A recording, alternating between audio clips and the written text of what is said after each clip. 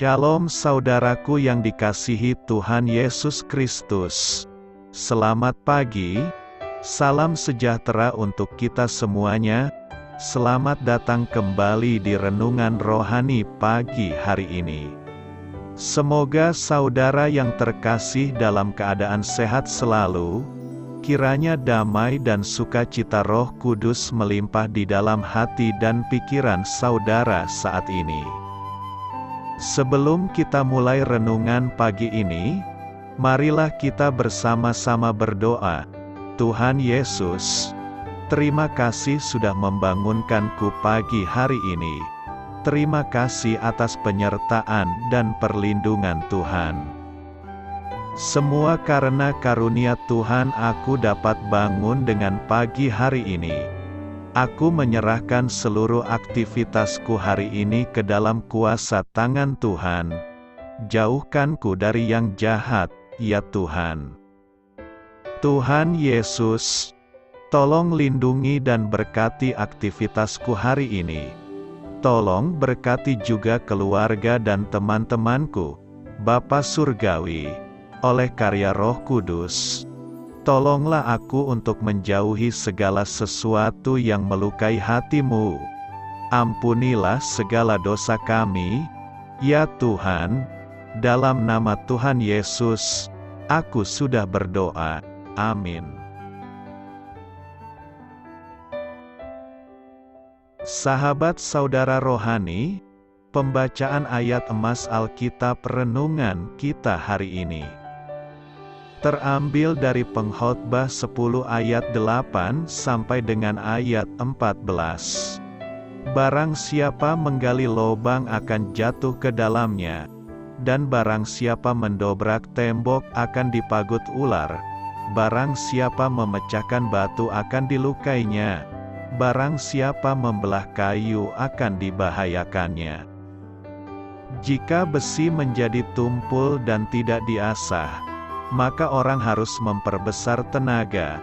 Tetapi yang terpenting untuk berhasil adalah hikmat. Jika ular memagut sebelum mantra diucapkan, maka tukang mantra tidak akan berhasil. Perkataan mulut orang berhikmat menarik, tetapi bibir orang bodoh menelan orang itu sendiri. Awal perkataan yang keluar dari mulutnya adalah kebodohan, dan akhir bicaranya adalah kebebalan yang mencelakakan.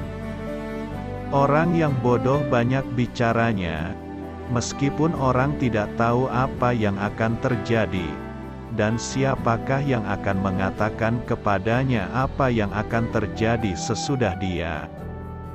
Pengkhotbah 10 ayat 8 sampai dengan ayat 14. Inti dari ayat emas renungan kita adalah hari depan tersembunyi bagi kita semua. Mari kita mulai renungan pagi kita. Judul renungan kita hari ini adalah Percayakan Masa Depan kepada Allah. Ditulis oleh Win Collier, kisah inspiratif, tahun 2010. Laszlo Hanyecz melakukan pembelian yang pertama kalinya menggunakan Bitcoin, mata uang digital yang saat itu bernilai sepersekian sen. Ia memakai 10.000 Bitcoin untuk membeli 2 loyang pizza seharga $25. Tahun 2021, pada nilai tertingginya, Bitcoin tersebut setara dengan lebih dari $500 juta. Dulu sebelum nilainya meroket, Hanyecz terus membayar pizza dengan Bitcoin, sampai jumlah totalnya 100.000 Bitcoin. Seandainya Hanyecz menyimpan semua Bitcoin tersebut, nilai saat ini akan menjadikannya seorang jutawan dengan kekayaan 68 kali lipat dan menempatkannya dalam daftar orang terkaya di dunia, versi Forbes. Seandainya saja ia tahu tentang masa depan. Tentu saja, Hanyecz tidak mungkin tahu, tak seorang pun dapat mengetahui masa depan. terlepas dari usaha kita untuk memahami dan mengendalikan masa depan. Perkataan pengkhotbah sungguh benar. Hari depan tersembunyi bagi kita semua. Sebagian dari kita menipu diri dengan berpikir bahwa kita tahu lebih dari sebenarnya, atau lebih buruk lagi, kita memiliki semacam kepandaian khusus untuk tahu tentang kehidupan atau masa depan orang lain. Namun, seperti disampaikan dalam kitab pengkhotbah, tak ada yang dapat meramalkan kejadian setelah kita tidak ada. Alkitab membandingkan orang bijak dan orang bebal, dan salah satu dari banyak perbedaan di antara mereka adalah kerendahan hati mengenai masa depan. Amsal 27 ayat 1, orang bijak menyadari bahwa saat mereka membuat keputusan, hanya Allah yang benar-benar tahu tentang hari esok. Namun, orang bebal menganggap mereka memiliki pengetahuan yang sebenarnya tidak mereka miliki. Kiranya kita memiliki hikmat, dengan mempercayakan masa depan kita hanya kepada Dia yang benar-benar mengetahuinya. Amin. Marilah kita renungkan di dalam hati kita. Dalam hal apakah Anda tergoda untuk mengendalikan masa depan? Bagaimana Anda dapat lebih mempercayakan masa depan Anda kepada Allah? Hal ini patut kamu ketahui. Kitab pengkhotbah sangat cocok bagi dunia pasca modern seperti dunia kita. Mengapa? Karena kitab itu memandang kehidupan melalui suatu perspektif yang agak sinis. Sebelum pada bagian terakhirnya soal iman kepada Allah kembali diangkat, kunci untuk memahami kitab itu ditemukan dalam pasal-pasal pembuka. Ketika penulisnya, yang dipercaya adalah Salomo, menggunakan frasa-frasa yang diulang untuk meletakkan dasar argumentasinya. Kesia-sian belaka, berbicara mengenai betapa singkat dan hampanya hidup, dan di bawah matahari, mengacu kepada hidup yang dijalani menurut nilai dan prioritas duniawi, yang bertolak belakang dengan nilai dan prioritas Allah sendiri.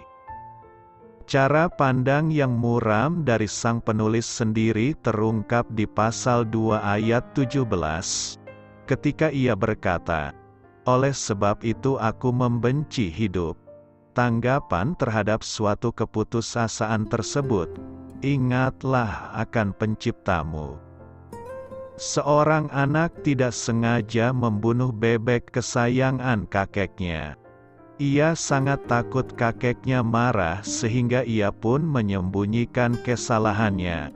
Namun, ternyata kakaknya mengetahui hal itu dan memanfaatkan kesalahan si adik untuk kepentingannya.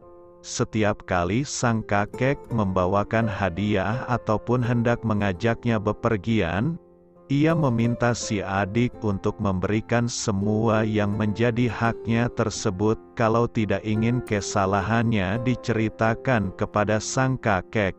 Alhasil, ia selalu kehilangan hal-hal baik dan kesempatan-kesempatan yang diberikan oleh sang kakek.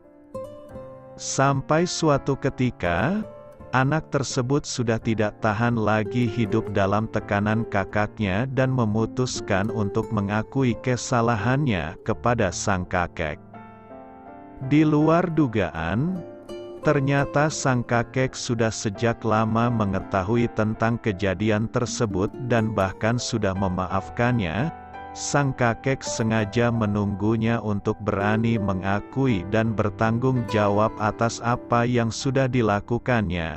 Sejak saat itu, beban yang selama ini dipikulnya terlepas begitu saja dan ia bisa kembali menikmati semua kebaikan-kebaikan sang kakek. Sepandai-pandainya kita menyembunyikan kesalahan, ketahuilah bahwa mata Tuhan tidak pernah terlepas dari kita. Lihatlah bagaimana Tuhan mengetahui kesalahan Achan yang begitu tersembunyi ketika ia mengambil barang-barang yang seharusnya dimusnahkan. Juga bagaimana Tuhan menolak Saul dan memilih Daud sebagai penggantinya karena melihat perbuatan Saul. Sungguh tidak ada yang tersembunyi di hadapan Tuhan. Sekalipun di hadapan manusia hal itu tidak tampak, tetapi bagi Tuhan semua yang kita lakukan, pikirkan, bahkan yang ada di hati kita, Tuhan mengetahuinya. Ini adalah saat yang paling tepat untuk kita mengakui dan membereskannya di hadapan Tuhan. Layangkan mata kita kepada Tuhan dan selesaikan semua dosa yang ada.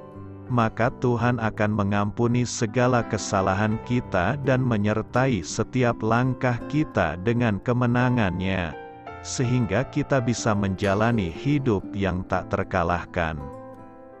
Dari kejadian tersebut kita ketahui tidak ada yang bisa tersembunyi dari Tuhan. Selamat berkarya untuk Tuhan. Amin.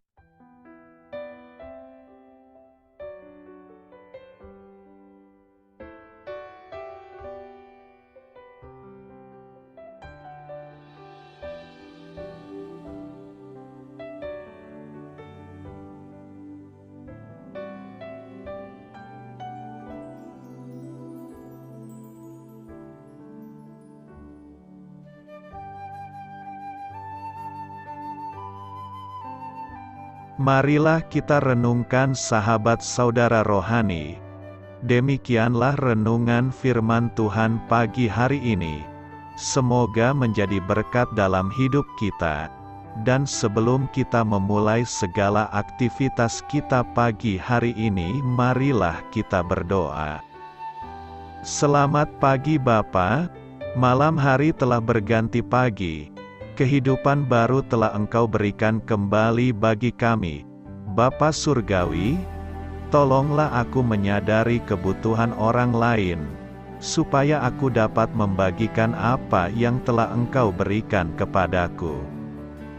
Pada saat aku membutuhkan, berilah aku keyakinan bahwa Engkau akan mencukupkanku, melalui orang-orang yang mengasihi-Mu, bukan karena kami pantas atau layak, namun karena kasih karunia-Mu kami boleh ada, sebagaimana kami ada di pagi hari ini.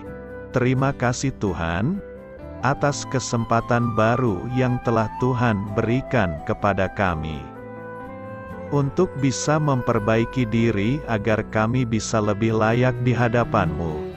Hari ini kami serahkan semua perkara dan kesulitan yang akan kami lalui ke dalam tangan-Mu. Biarkanlah kami bisa memuliakan-Mu dalam segala aktivitas yang akan kami lakukan. Amin. Biarlah firman Tuhan menjadi pengingat untuk kita semua, bahwa tuntunan dari Roh Kudus akan selalu memberi jalan keluar bagi setiap permasalahan hidup kita, dan memberi kedamaian di hati kita. Sampai jumpa di renungan pagi saudara rohani berikutnya. Kiranya Tuhan selalu memberkati saudara semua hari ini. Amin. Shalom.